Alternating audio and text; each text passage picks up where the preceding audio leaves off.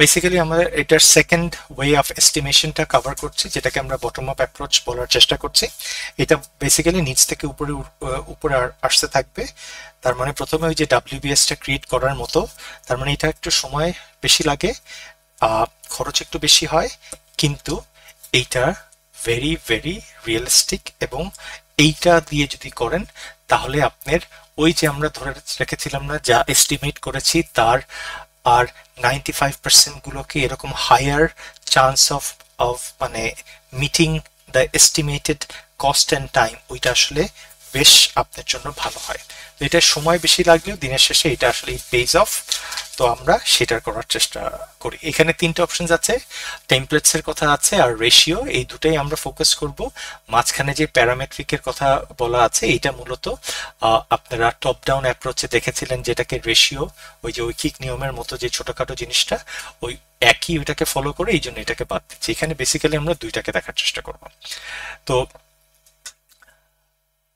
এখানের মধ্যে টেমপ্লেটস মেথডটাকে বলা হচ্ছে, ওই যে বলেছিলাম টেমপ্লেটস মানে হচ্ছে ওই যে মাইক্রোসফট ওয়ার্ডের দিকে, ওয়ার্ড বলবো না আমরা, ইয়েতে যাই যখন, ওই যে পাওয়ার পয়েন্টের এখানে যাই, পাওয়ার পয়েন্টের মধ্যে থেকে যখনই আপনি যান, এই যে এখানের মধ্যে থেকে বিভিন্ন টেমপ্লেটস দেওয়া থাকে। এই টেমপ্লেটস গুলোকে কি করা হয়, বিকজ প্রিভিয়াসলি কাজ করা হয়েছে বলে ওইগুলাকে আপনার স্টোর করে রেখে দেওয়া হয়। এইটা আমরা আসলে প্রজেক্ট ম্যানেজমেন্টের ক্ষেত্রে যখন এই টেমপ্লেটসটাকে বলি, তার মানে হচ্ছে প্রজেক্ট চলা অবস্থায়, প্রজেক্ট শেষ করার পর প্রজেক্ট ম্যানেজমেন্টের বা ম্যানেজারের দায়িত্ব হাউ দ্য প্রজেক্ট ওয়েন্ট, কি কি হিকআপস হয়েছিল, কি কি ভাবে সেগুলো সলভ করেছেন, সেই প্রথম যাত্রা শুরু থেকে, ওই যে যেরকম ভিডিও ভ্লগ যেরকম থাকে, একেবারে ট্রেনে ওঠা থেকে শুরু করে আপনার সমস্ত সাইট সিইং এর বিভিন্ন পার্ট 1-2 থাকে, এরকম একটা ডকুমেন্ট প্রোভাইড করতে হয়। এবং ওই জিনিসগুলোই খরচ সহকারে আপনার সকল জিনিসপত্র মেনশন করা থাকে, এবং এটা স্টোর করা থাকে আর্কাইভে, যেটাকে আমরা টেমপ্লেটস অথবা আমার পাস্ট প্রজেক্টের একটা এরকম স্যাম্পল বলে থাকি। সো এইগুলোই হচ্ছে আপনার, আর বিকজ ওই প্রজেক্টটা it is already been finished, তো ফিনিশড হওয়ার কারণেই প্রতিটা প্রজেক্টের কি কি একেবারে একটা একটা চুলচেরা রিকোয়ারমেন্টস গুলোকে সেখানে লিপিবদ্ধ করা আছে, এবং তার বিপরীতে খরচ কতটুক হয়েছে সেটাও দেওয়া আছে, সময় যতটুক লেগেছে সেটাও দেওয়া আছে। তার মানে একটা প্রজেক্টের ইন ডিটেলস ওই ডাব্লিউবিএসটা পুরোটা একেবারে মানে তৈরি করা আছে। এই যে এখানে যেটাকে দেখতে পারবেন, এখানে আমরা বলেছিলাম একটা ফিল্ড সিলেকশনের ক্ষেত্রে যা যা এরকম দেওয়া আছে, এই যে ফিল্ড ভিজিট করতে গেলেও এর আন্ডারেও কি কি 2-3টা কাজ আছে, সেইগুলো নিটিগ্রিটি করে একেবারে দেওয়া আছে, বিকজ ওই প্রজেক্টটা তো শেষ হওয়ার পর কোথায় কোথায় কি কাজ করেছেন, কত সময় লেগেছে, কত টাকা দেওয়া লেগেছে, ইভেন আপনার কোনো বিপদ হয়ে গেলে যে স্পিড মানি, আপনার ফাইন খেয়েছেন, ফাইন খাওয়ার পর এক্সট্রা আরো এত টাকা লেগেছে, এই সব কিছু দেওয়া আছে। তো ওইটার একটা স্ট্রাকচার্ড ফ্রেমওয়ার্ক অলরেডি একটা সেভ করা আছে, that's what we call it template. তো আপনি কি করছেন, আপনার ওই টেমপ্লেটটাকে ডাউনলোড করছেন। কেন করছেন, বিকজ আমার যেই সাথের যা প্রজেক্টটা পেয়েছি, সেই প্রজেক্টের সাথে ওইটার অনেক সাদৃশ্য আছে, এই কারণেই আপনি সেইটাকেই আপনার বেসলাইন হিসাবে ব্যবহার করছেন, করে আপনি এখান থেকে করছেন। তাহলে আমরা এই টেমপ্লেটসটা হচ্ছেন পূর্বের ফিনিশ প্রজেক্ট থেকে সেইটাকে আপনার বের করে এনে আমরা সেইটাকে আমার বেসলাইন হিসাবে ধরে আমরা কাজগুলো শুরু করছি। এখন এখানে কি as it is copy and paste করতে পারবেন না, সেটা আপনি করতে পারছেন না। তাহলে আপনার কি করতে হচ্ছে, সেটাই আমরা আমাদের নেক্সট স্লাইড যেটা আছেন সেখানে আমরা দেখি। তার মানে আপনার আর্কাইভের মধ্যে বা আপনার সেই রেকর্ড রুমে যে একটু খোঁজাখুঁজি করার চেষ্টা করতে হচ্ছে যে আপনার প্রজেক্টের সাথে একেবারে সিমিলার কোনো প্রজেক্ট আছে কিনা, অলমোস্ট ক্লোজ টোজ প্রজেক্ট কিছু আছে কিনা দেখার চেষ্টা করছেন। একই ধরনের হতে পারে, 20 তলা বিল্ডিং করতে চাচ্ছেন, অথবা আপনার 18 তলা করেছেন, 15 তলা করেছেন, অথবা 50,000 স্কোয়ার ফিট করেননি, 10,000 করেছেন, এরকম অ্যাজ ইট ইজ পেলে তো আলহামদুলিল্লাহ, না পেলে ওইটার সিমিলার কিছু আছে কিনা সেটাকে আপনি দেখার চেষ্টা করছেন। তো সেই হিসাবে আপনি খুঁজে বের করলেন, করার পর সেটার থেকে খুঁজে বের করেছেন কেন, কারণ সেই প্রজেক্টের কি কি ধরনের রিকোয়ারমেন্ট, সময় এবং টাকা সেটা আপনার প্রয়োজন। এখন সেগুলো থেকে ওইটা বের করলেন যে কি কি টাকা আপনার খরচ হয়েছে, সেইগুলোকে বের করলেন, বিকজ এইটাকেই আপনি আপনার বেস লাইন হিসেবে ব্যবহার করে পরবর্তী প্রজেক্টটাকে এস্টিমেট করবেন। করার পর এখন আপনার হাতে যে প্রজেক্ট আছেন সেটার দিকে আপনি তাকাবেন, দেখবেন যে আসলে যেই প্রজেক্টটার আপনি রেকর্ড রুম থেকে বের করেছেন আর হাতে যে প্রজেক্টটা আছে এই দুটোর মধ্যে ডিসক্রিপেন্সিস বা ডিফারেন্সেস কতটুকু আছে। আগের প্রজেক্টটা ছিল হচ্ছে রাজুক তখন পারমিশন দিত মাত্র আপনার 6 তলা, এখন পারমিশন দেয় 13 তলা। তার মানে নতুন কি কি রিকোয়ারমেন্টস আসছে সেগুলোকে আইডেন্টিফাই করেন। তার মানে 13 তলা উঠলে আপনার পাইলিং এর খরচ বাড়বে, 13 তলা উঠলে রডের খরচ বাড়বে, 13 তলা উঠতে গেলে আপনি যেহেতু 12টা ফ্লোর হচ্ছে আপনার লিফট দুটো লাগবে। সো এরকম যা যা ডিফারেন্সেস গুলো আছে সেগুলোকে আইডেন্টিফাই করেন এবং আইডেন্টিফাই করে তারপরে সেই জায়গার করসপন্ডিং খরচগুলোকে আপনি বসাতে থাকেন। ওই যে বসাতে কিভাবে পারবেন, আপনার এর আগে যে লিফটের কথাটা বলা আছেন, এর আগে 6 তলাতে যেটা ছিল 6 তলাতে আপনি যে লিফটে ইউজ করেছেন সেটার দাম কত ছিল, ধরেন আপনার 18 থেকে 20 লাখ টাকার মতো। আপনি এখন আরেকটা লিফট ইউজ করছেন, আপনার এক্সট্রা 20 লাখ টাকা খরচ হচ্ছে। আপনি জেনারেটর যেটাকে আগে দিয়েছেন সেটার জন্য আপনি যে খরচ হয়েছে, এখন যেহেতু উপরের দিকে উঠছেন জেনারেটর আরেকটা লাগবে, ওইটাকে আরো যোগ করেন। তার মানে যে ডিফারেন্সেস গুলো আপনার পেয়েছেন সেই ডিফারেন্সেস এর প্রাইসটাও কিন্তু পূর্বে যে আপনি এই প্রজেক্টটাকে করেছেন সেই পূর্বের প্রজেক্টটাকে সাথে আপনি অ্যাডজাস্ট করতে পারছেন। সো টেমপ্লেটস মেথডটা হচ্ছে আপনার জন্য সহজ হয়ে যায়, কারণ পূর্বের কমপ্লিটের একটা প্রজেক্টের টোটাল ফাইলটা বের করে তার কি কি রিকোয়ারমেন্টস, কি কি নিটিগ্রিটি পার্টগুলো একেবারে ডিটেলস সেগুলোকে ব্যবহার করতে পারেন এবং তারপরে হাতে যে প্রজেক্টটা আপনারা আছেন তার মধ্যে অ্যাডিশনাল কি কি রিকোয়ারমেন্টস গুলো আছে, কোনো পার্থক্য আছে কিনা সেগুলোকে হাইলাইট করে সেগুলোর প্রাইসগুলো আপনি যদি সেখানে অলরেডি গিভেন থাকে সেখান থেকে সুন্দর মতো করে বের করে এনে আপনি আপনার একটা এস্টিমেশনটাকে করতে পারেন। এই প্রাইসগুলোকে অ্যাড করলেই আপনার সেই আপডেটেড যেটা আছেন সেটাকে আপনার হয়ে যাবে। সো আমাদের এখানে 3টা অপশন ছিল, একটা হচ্ছে এই টেমপ্লেট মেথড যেটা প্রিভিয়াসলি আমার কমপ্লিটেড প্রজেক্ট থেকে বেসলাইন হিসেবে ইউজ করি, আরেকটা বলেছিলাম প্যারামেট্রিক্সটা হচ্ছে সেম অ্যাজ রেশিও, ওই জন্য ওটাকে স্কিপ করে যাচ্ছি। লাস্টে যেটা আপনার আছে সেই লাস্টের প্রজেক্টের মধ্যে থেকে আমাদের এস্টিমেশনের ক্ষেত্রে সেটাকে রেঞ্জের কথা বলছি। যদি আমার আর আনসার্টেনটির পরিমাণ বেড়ে যায়, যত যদি বাড়তে থাকে সেই সকল প্রজেক্টগুলোর জন্য আমরা এইগুলো করে থাকি। যে সকল প্রজেক্টের মধ্যে অনিশ্চয়তা, নতুনত্ব একটু বেশ পরিমাণের আছে, সরি এটাকে আমি আরেকটু ছোট করে দিলে দেখি এটার মধ্যে আসে কিনা, হ্যাঁ এসেছে, আনসার্টেনটির পরিমাণ অনেকগুলো বেশি, সেখানের মধ্যে থেকে আমরা সবসময় এই পদ্ধতিটাকে ইউজ করে করি।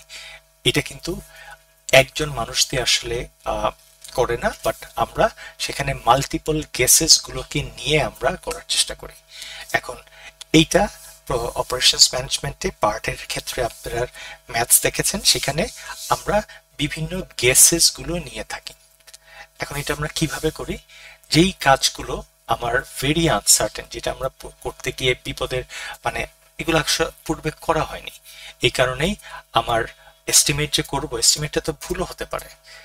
তো এইগুলোর মধ্যে থেকে হাই লেভেল অফ রিস্ক থাকে যেগুলো আসলে করা হয়নি, তখন আপনারা কি করছেন, এস্টিমেশনটাকে নিচ্ছেন।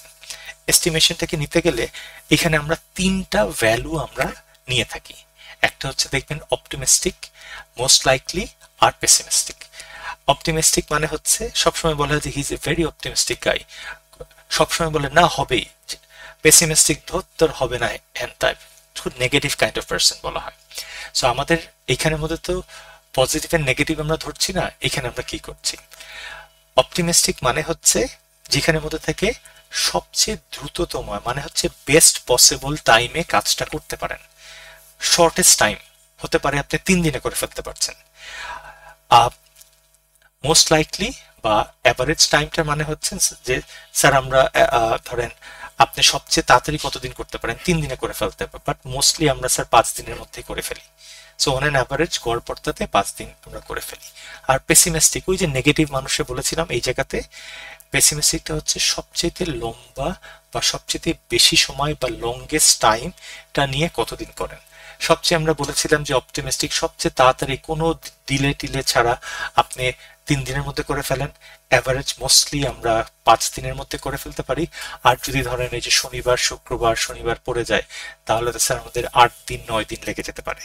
সো অপটিমিস্টিক মানে হচ্ছে সবচেয়ে ক্ষুদ্রতম সময়ে শর্টেস্ট টাইমে ইউ কমপ্লিট দ্য প্রজেক্ট বা activity, most likely most of the time করলে আমরা, মানে ধরেন ওই যে যদি অপটিমিস্টিকের কথাই বলি, আপনার কোনো ছুটি টুটি, এটার একটা উদাহরণ আমরা আমাদের লাইফে দিতে পারি। আমরা চাঁপাইনবাবগঞ্জ গিয়েছিলাম, সেটাই হচ্ছে ট্রেনের হিস্ট্রিতে one of the best day, যেখানের মধ্যে থেকে একটা ট্রেন একটাতেই ছেড়েছে, এবং এই একটা থেকে যেতে গেলে যমুনাতে আপনার টাইম থেমে থাকা লাগে, বঙ্গবন্ধু ব্রিজে টাইম থেমে থাকা লাগে, বিভিন্ন জায়গাতে।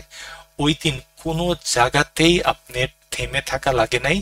5 ঘন্টা 5.5 ঘন্টার মধ্যে আমরা চাঁপাইনবাবগঞ্জে চলে গিয়েছি। এটা ছিল রেকর্ড।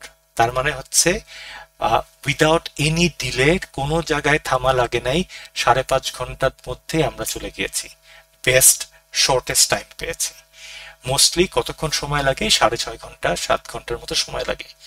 আর যদি আপনার এই বিভিন্ন ডিলে টিলে পড়ে যান, তাহলে 7.5 ঘন্টাতেও সময় লাগে।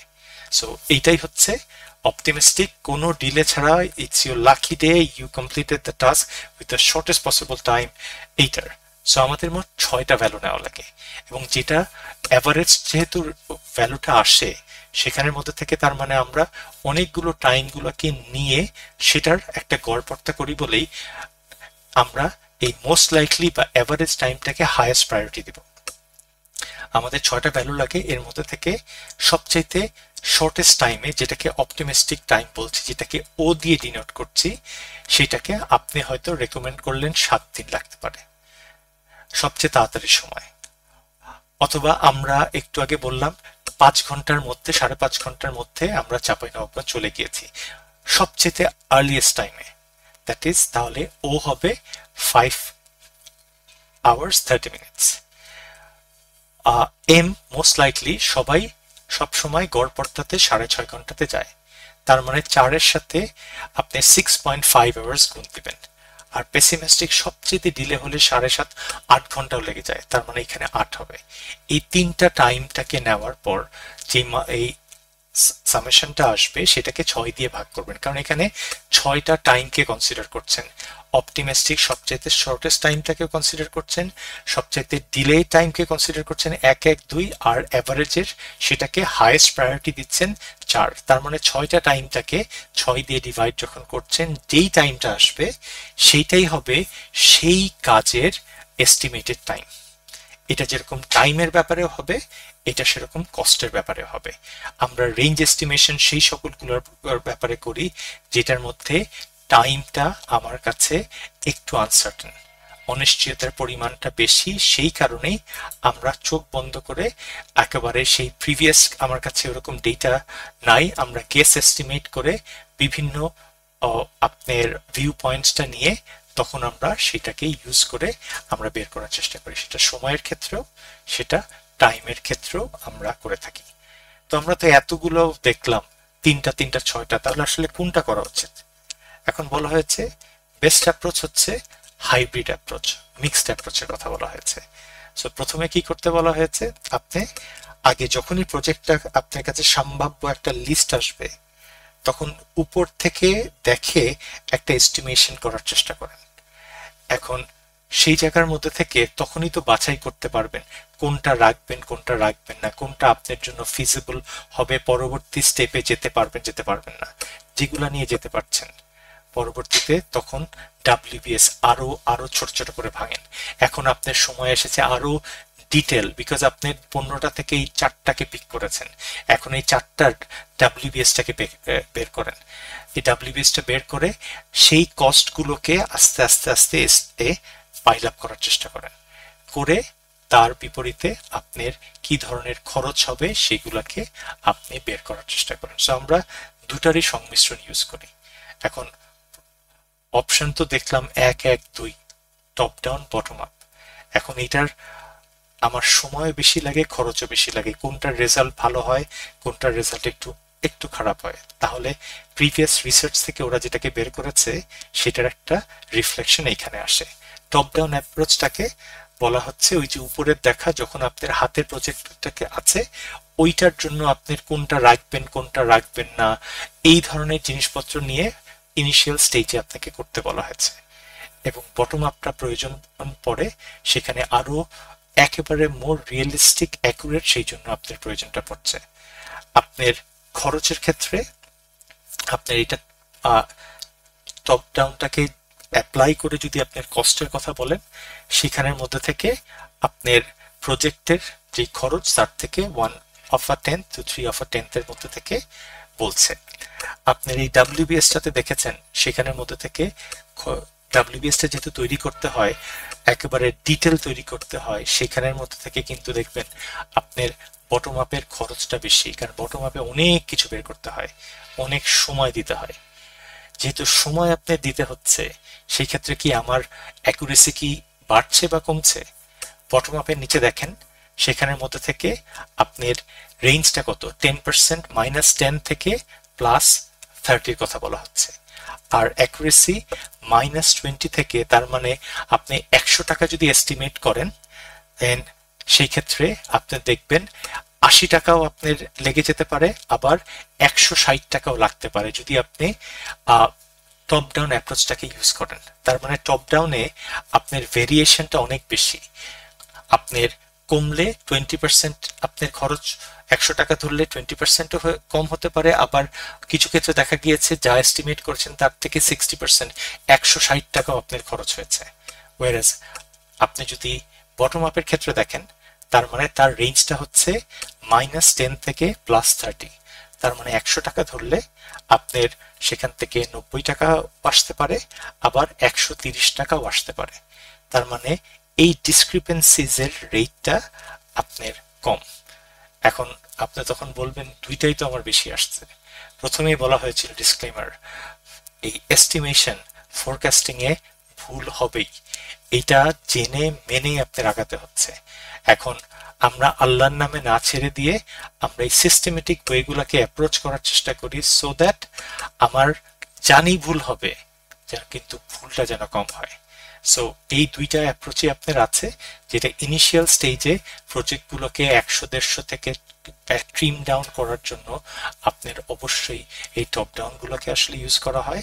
পরবর্তীতে ফাইন টিউনের জন্য, পরবর্তীতে যেগুলোকে আপনি 20টা থেকে 10টা রেখেছেন, 5টা রেখেছেন, সেইগুলোকে আরো ডিটেইল করার জন্য, সেগুলোকে ফাইনাল সিলেকশনের জন্য, এই সব কিছুর জন্য প্রয়োজন হচ্ছে পরবর্তীতে বটম আপ অ্যাপ্রোচ ইউজ করে। সো এই হাইব্রিডটাই সবাই চলে আসছে।